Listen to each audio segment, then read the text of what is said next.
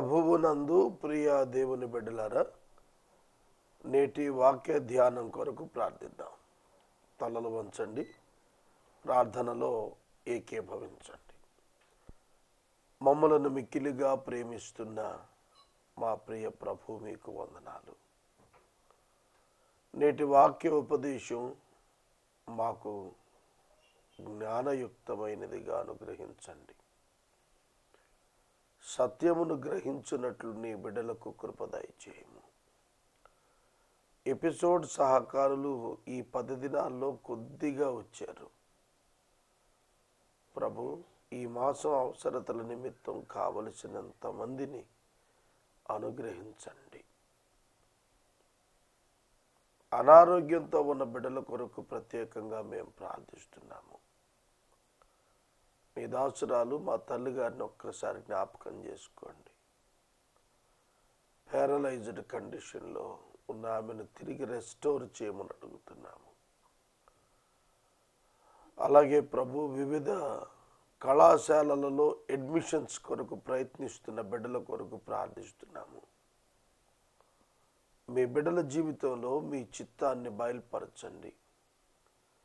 Financial resources ప్రసాదించండి. మీ చిత్తము గ్రహించుట విద్యార్థులకు, తల్లిదండ్రులకు నేర్పండి. కృపనివ్వండి. నేటి వాక్య ఉపదేశము మాకు దీవెనకరంగా మార్చండి. రక్షకుడైన యేసు నామమున ప్రార్థిస్తున్నాము తండ్రి, ఆమేన్. ప్రభువునందు ప్రియ దేవుని బిడ్డలారా, దయచేసి మీ పరిశుద్ధ బైబిల్ గ్రంథాన్ని తెరవండి.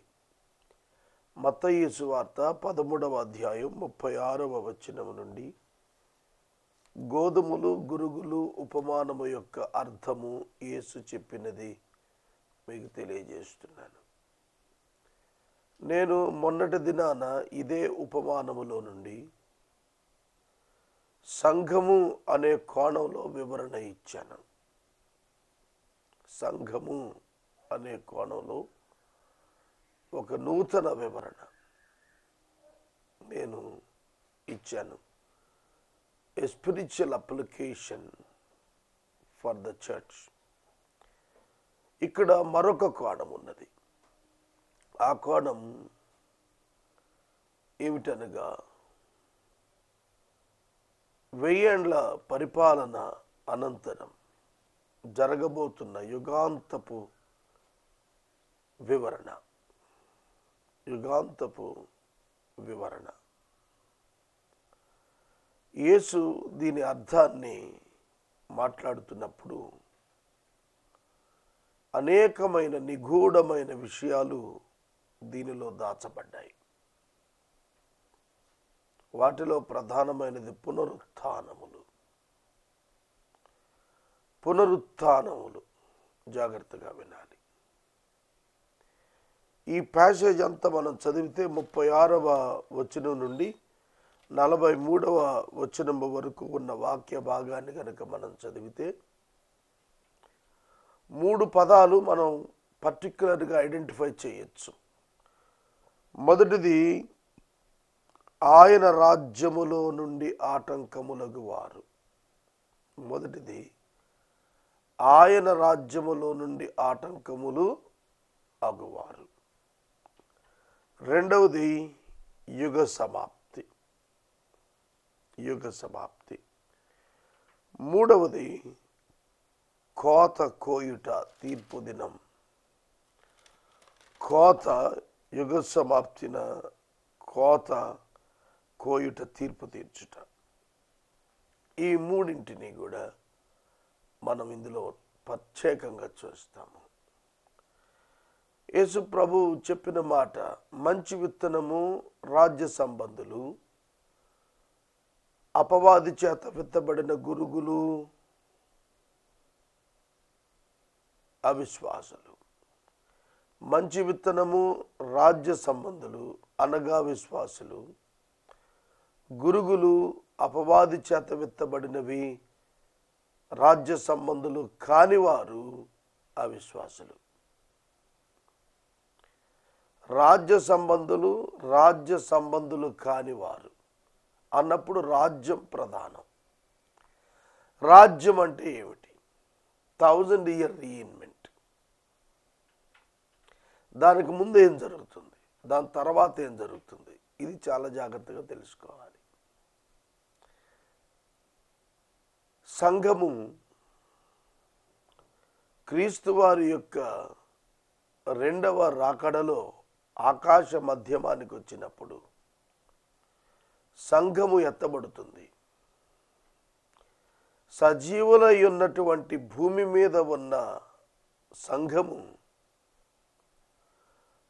సంఘములో ఉండి, క్రీస్తు సంఘములో ఉండి, అనగా పెంతెకొస్తు పండుగ దినము నుండి యేసుక్రీస్తును అంగీకరించి మృతి నొందిన వారందరూ, ఎవరైతే సంఘంగా ఉన్నారో వారందరూ కలిసి మొదటి పునరుద్ధానంలో పాలు పొంది ఆకాశ మండలానికి వెళ్ళి ప్రభువును కలుసుకుని 7 సంవత్సరాలు ఉంటారు. జాగ్రత్తగా వినాలి. ఈ 7 సంవత్సరాలు వివాహ మహోత్సవం జరుగుతుంది. ఆ తరువాత ఆయన అదే సంఘాన్ని వెంట పెట్టుకొని యెరూషలేములోనికి అడుగు పెడతారు. ఆఫ్టర్ 7 years ఆ 7 సంవత్సరాలు భూమి మీద యాంటై క్రైస్ట్ పరిపాలన ఉంటుంది. అక్కడ యూదులకు 70వ వారం జరుగుతూ ఉంటుందన్నమాట. దానియేలు చెప్పిన 70వ వారం జరగాల్సింది ఉంది. 69 వారాల అనంతరం మెస్సియా కొట్టివేయబడ్డాడు. అక్కడతో ఇశ్రాయేలు టైం టేబుల్ స్ట్రక్ అయింది, ఆగిపోయింది. ఈ 70వ వారానికి 69వ వారానికి మధ్య క్రీస్తు సంఘం ఉద్భవించింది.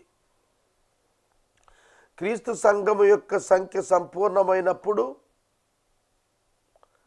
దేవుడు 70వ వారాన్ని తిరిగి భూమి మీద ప్రారంభించడానికి గాను, భూమి మీద మహాశ్రమలు కలుగుతాయి కనుక సంఘానికి పునరుత్థానాన్నిచ్చి, సంఘంలో ఉన్న విశ్వాసులు బ్రతికున్న వారిని రెప్పపాటున క్షణపాటున మహిమ శరీరాలకు మార్చి ఆకాశ మండలానికి తన ప్రభువును వివాహమాడుటకు, కొనిపోబడుటకు తీసుకుని పోతాడు.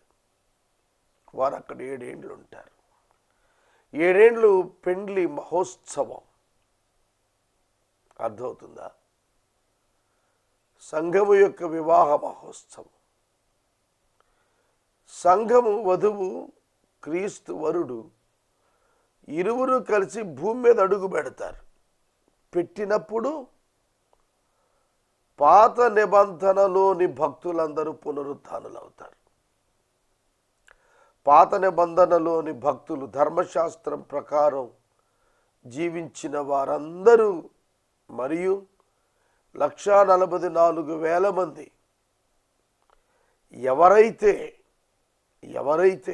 యూదులు అనింద్యులు చంపబడ్డారో 7 ఏండ్ల శ్రమల కాలంలో క్రీస్తు విరోధి చేత, వారు కూడా తిరిగి లేపబడతారు. వారందరూ కలిసి ఉండగా ఒక ప్రక్క సంఘము, మరి ఒక ప్రక్క పునరుత్థానులైనటువంటి పాత నిబంధన పరిశుద్ధులు ప్రభువు రాజ్యంలో ఉండగా, 7 ఏండ్ల శ్రమల కాలంలో భూమి మీద మనుషులందరూ నశించరు. కొందరు వ్యక్తులు ఉండిపోతారు. వాళ్ళు విశ్వాసులు కానక్కర్లేదు, అవిశ్వాసులైనా కూడా వాళ్ళు బ్రతికే ఉంటారు. ఆ గుంపు కూడా 1000 ఏండ్ల పాలనలో ప్రవేశిస్తారు. 1000 ఏండ్ల పాలనలో ప్రవేశించినప్పుడు 1000 ఏండ్ల పాలన సమయంలో అపవాది బంధించబడతాడు పాతాళంలో.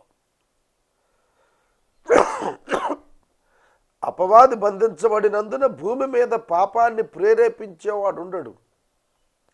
అందున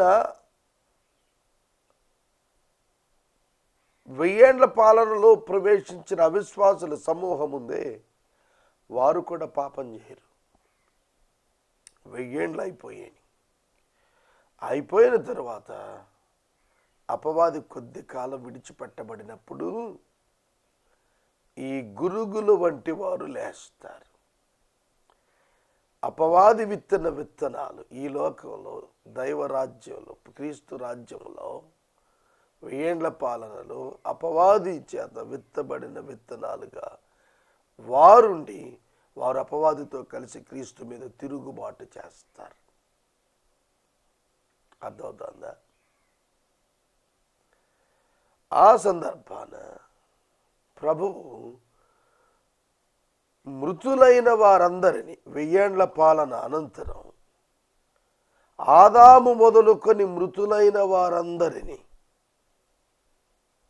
తిరిగి తీర్పు నిమిత్తం తీసుకుని వస్తారు. అక్కడ సెపరేషన్ జరుగుతుంది. ఆ సెపరేషన్లో సాతాను సంబంధితులందరూ అగ్నిగుండానికి పంపబడతారు. ప్రభు బిడ్డలందరూ నూతన ఆకాశం, నూతన భూమికి షిఫ్ట్ చేయబడతారు. ఇది జరగబోతున్న ప్రోగ్రామింగ్. బైబిల్ వివరించిన జరగబోతున్న ప్రోగ్రామింగ్ ఇది. దీన్ని ఇక్కడ ప్రభువు వివరంగా అర్థం రూపంలో చెప్పారు. ఇక నేను 36వ వచనం నుండి వివరిస్తాను, జాగ్రత్తగా చూడండి. అప్పుడు ఆయన జనసమూహములను పంపివేసి ఇంటిలోనికి వెళ్ళెను. శిష్యులు ఆయన యొద్దకు వచ్చి, పొలములోని గురుగులను గూర్చిన ఉపమాన భావం మాకు తెలియజెప్పమన్నారు. శిష్యులే, కానీ యేసు మాటల అర్థం తెలియలేదు.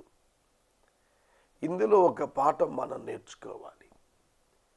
మనం ఎంత కాలంగా దైవ సేవకులంగా ఉన్నా చాలా బైబిల్ మాటలు లేదా బైబిల్ సందేశాలు మనం గ్రహించకుండానే ఉంటూ ఉంటాము. వాటిని వివరించమని ప్రభువు దగ్గరకు వచ్చి అడగటం నేర్చుకోవాలి. ఈ లేఖనం ఏంటి ప్రభు? దీని అర్థం ఏంటయ్యా? దీన్ని నేను ఎట్లా గ్రహించాలి? నాకు నేర్పవా అని ప్రభువు పాదాలు పట్టుకొని మనం అడగటం నేర్చుకోవాలి. దేవుడు తప్పక వివిధ వాక్యాల అర్థాలు మనకు తెలియజేయగలుగుతారు. ఆయన జవాబు చెబుతున్నాడు.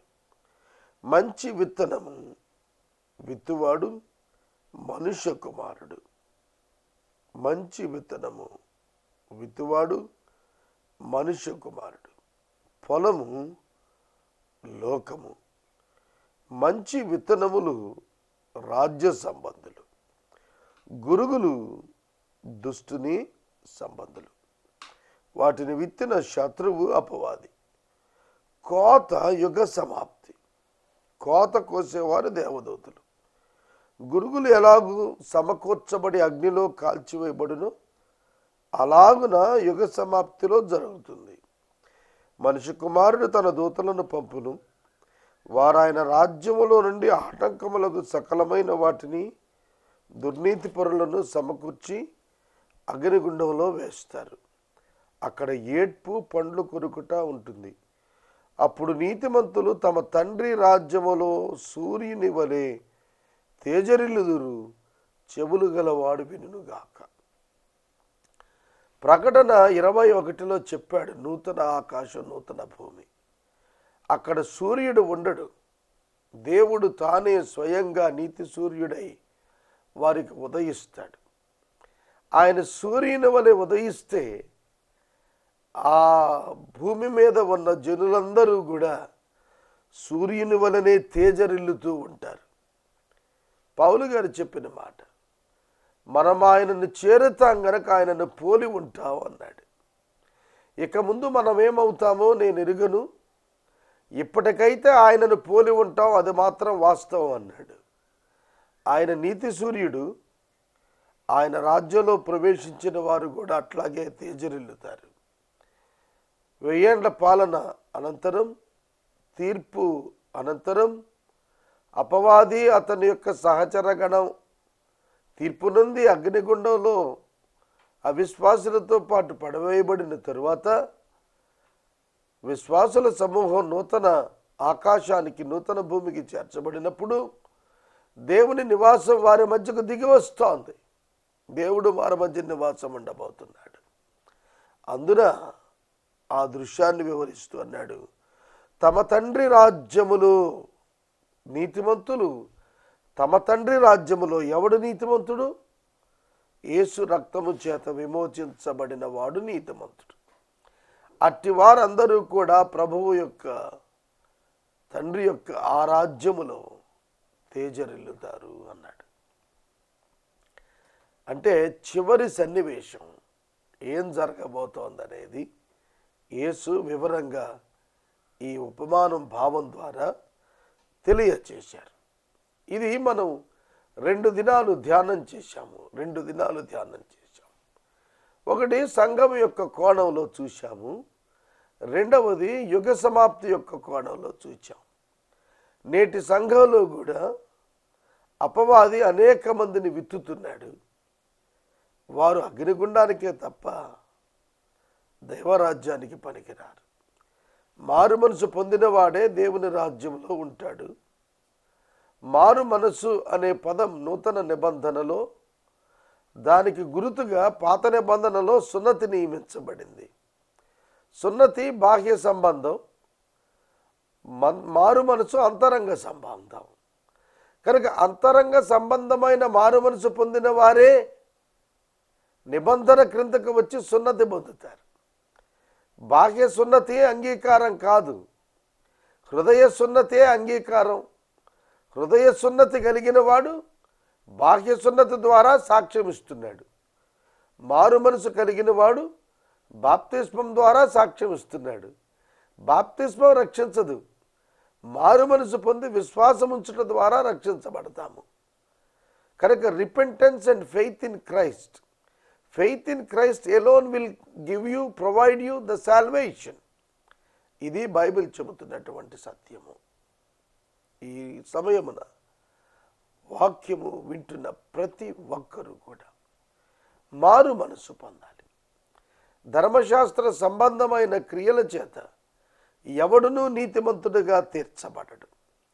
విశ్వాస సంబంధులే నీతిమంతులుగా తీర్చబడతారు. ఇది బైబిల్ సందేశం. ఇక 44వ వచనములో ఉన్న మరొక ఉపమానాన్ని మనం చదువుదాం. 45లో మరొక ఉపమానం ఉంది.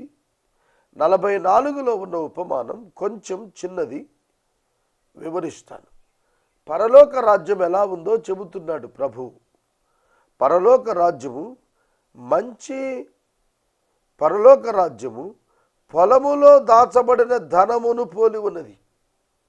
ఒక మనుష్యుడు దానిని కనుగొని దానిని దాచిపెట్టి అది దొరికిన సంతోషంతో వెళ్ళి తనకు కలిగినదంతా అమ్మి ఆ పొలం కొంటాడు. ఈ మధ్యన నేను 2007వ సంవత్సరంలో ఒక చోట ఒక ఇల్లు కొన్నాను. ఆ స్థలంలో అంతకు మునిపే గుప్త నిధులు ఉన్నాయని చెప్పి తవ్వారు, కానీ వాళ్ళకు దొరకలేదు. వాళ్ళు అమ్మారు, నేను కొన్నాను. ఇప్పుడు నేను అమ్మేద్దాం అనుకుంటున్నాను, చదువుల నిమిత్తం పిల్లల కొరకు. అది అమ్మాలనుకుంటున్నప్పుడు కొనటానికి ఒక ఆయన వచ్చాడు. ఆయనతో నేను చెప్పాను, ఈ ఇంట గుప్తధనం ఉంది అని విన్నాను నేను అని. నేను ఎందుకు చెబుతున్నానంటే, దాచబడిన నిధి ఉంది అనేది కన్ఫర్మ్ అయితే ఎవడమ్ముతాడండి? దాచబడిన నిధి ఉంది అని తెలిస్తే అమ్ముతాడా? కనుక అమ్ముతున్న వాడికి తెలియదు. ఇక్కడ ఈ వృత్తాంతంలో పొలము అమ్ముతున్న వానికి దానిలో దాచబడిన ధనం ఉంది అని తెలియదు. పాత నిబంధన కాలంలో ధనాన్ని దాచిపెట్టడానికి బ్యాంకులు లేవు, సెక్యూరిటీ డిపాజిట్స్ లేవు, గవర్నమెంట్ ఇష్యూ చేసిన బాండ్స్ లేవు, షేర్స్ విధానం లేదు. అందుకే వాళ్ళు they convert that money into gold or silver. దాన్ని ఏం చేస్తారంటే లోతుగా గొయ్యి పాతి పెట్టి ఒక మార్క్ పెట్టుకుంటారు. కనుక ఒక పొలంలో కొన్ని తరాల క్రితం ఎవడో ధనాన్ని దాచాడు. ఆ విషయం ఎట్లాగో ఒక వ్యక్తికి తెలిసింది. ఆ పొలం అమ్మకానికి వచ్చింది. ఈ విషయం తెలుసుకున్నాడు. కొనాలనుకున్నవాడు ధనం ఉంది అందులో అని తెలిసినప్పుడు గబగబా ఇంటికి వెళ్ళి తనకున్న ఆస్తులన్నీ అమ్మైనా సరే, ఎందుకంటే తన ఆస్తులన్నీ అమ్మినా ఈ ధనంతో ఎందుకు సరిపోవు కదా, అంత తక్కువ ధనంతో అంతటి ఎక్కువ విలువైన పొలం వస్తుందా? పొలంలో దాచబడిన ధననిధి యొక్క విలువ గొప్పది కదా. అందుకే భౌతికంగా తను కలిగిన హక్కులన్నీ వదిలేసుకుంటాడు, అమ్మేసుకుంటాడు, కాదనుకుంటాడు, రిక్తాస్తాలకు మారిపోతాడు, తెచ్చి ఆ పొలం కొనుక్కుంటాడు, ధననిధి ఉన్న పొలం కొనుక్కుంటాడు. He never reveal the secret to others. Competition వచ్చేస్తుంది, అందుకని చెప్పడు ఎవరికి. తాను ఇండిపెండెంట్గా దాన్ని పొందటం కోసం ప్రయాసపడతాడు. తన ఆస్తులన్నీ అమ్మేస్తాడు. ఎందుకు? దాచబడిన ధనం ఉన్న పొలం అది. డామ్ ష్యూర్, దాచబడిన ధనం ఉన్న పొలం అది. దానిని వదులుకోలేడు. పరలోక రాజ్యం అలాంటి పొలాన్ని పోలి ఉంది. భూమి మీద ఉన్న మానవుడు ఆ పరలోక రాజ్యమును పొందటానికి, మిక్కిలి వెలకట్టలేని ఆ గొప్ప రాజ్యాన్ని పొందటానికి భూమి మీద తనకున్న సమస్తాన్ని పెంటతో సమానముగా ఎంచుకొని వదిలిపెట్టుకోగలుగుతాడు. Who knows the value of the kingdom of God will leave the earthly positions to occupy the kingdom of God. దేవుని యొక్క రాజ్యమును సంపాదించుకోవటానికి జ్ఞానం కలిగిన ఏ మనిషి అయినా భూమి మీద దేనిని తనదిగా చేసుకుంటానికి విడిచిపెట్టడానికి ఇష్టపడతాడు, రిక్తుడవటానికి ఇష్టపడతాడు. సోదరుడా సోదరి, అపోస్తలుడైన పౌలు ఆ కోవకు చెందినవాడు. ఏ విధము చేతనైనా మొదటి పునరుద్ధానములో పాలిభాగస్థుడనవ్వాలని ఏవేవి నాకు లాభకరమై ఉన్నవో వాటన్నింటినీ పెంటతో సమానముగా ఎంచుకుని వాటిని నష్టంగా ఎంచుకున్నాను అన్నాడు. లాభకరమైనవి ఏవైతే భూమి మీద ఉన్నాయో వాటిని నష్టముగా ఎంచుకున్నాడు. సన్హెద్రిను సభ సభ్యత్వము వదులుకున్నాడు. క్రీస్తు సంఘములో సభ్యుడగుటకు he sacrificed the membership of the Sanhedrin. Sanhedrin సభ యూదుల అగ్ర సభ. మన దేశంలో పార్లమెంట్ ఎట్లా డెసిషన్ మేకర్సో, religious decision makers team Sanhedrin వదులుకున్నాడు. రోమన్ గవర్నర్ ర్యాంక్ ఈక్వల్ పొజిషన్లో ఉన్నటువంటి పౌలు he left that governor job. అతడు తాకీదులు పొంది వెళుతున్నవాడు. రాజు నుండి తాకీదులు పొందేది గవర్నరే కనుక పైలట్ పొజిషన్ సామాన్యమైంది కాదు, అది దాన్ని వదిలేసుకున్నాడు. కుటుంబ జీవితాన్ని వద్దనుకున్నాడు. కుటుంబం ఏర్పడకుండానట్లు వివాహం చేసుకోలేదు. మినిస్ట్రీకి అడ్డుగా ఉంటుందని ఒంటరికి వెళ్ళిపోయాడు. ఆస్తులన్నీ అమ్మేశాడు.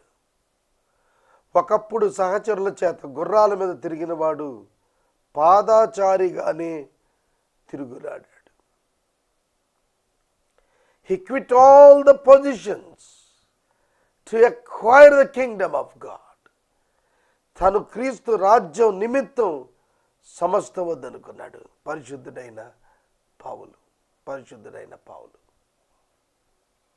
అపోస్తలులు తమ ప్రాణాలు తమవి కాదనుకున్నారు, తమ ఆస్తులు తమవి కాదనుకున్నారు, తమ ప్రాంతాలు తమవి కాదనుకున్నారు. ప్రయాణమై ప్రపంచమంతా ప్రయాణం చేశారు. మోషే ఐగుప్తుకు ఫరో కావలసిన వాడు. మిద్యానులో 40 సంవత్సరాలు గొర్రెలు కాశాడు. క్రీస్తు నిమిత్తమైన నింద భాగ్యంగా ఎంచుకున్నాడు. భాగ్యము అంటే నేటి క్రైస్తవులకి ఏంటి? భాగ్యము అంటే నేటి క్రైస్తవులకి ఏమిటి?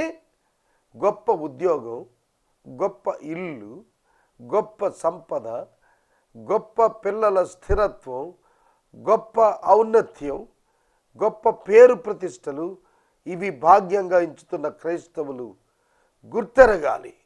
క్రీస్తు నిమిత్తము శ్రమపడుట భాగ్యము, భాగ్యము, భాగ్యము. క్రీస్తు నిమిత్తం మృతి నొందుట భాగ్యముగా ఎంచుకున్నారు అపోస్తలులు.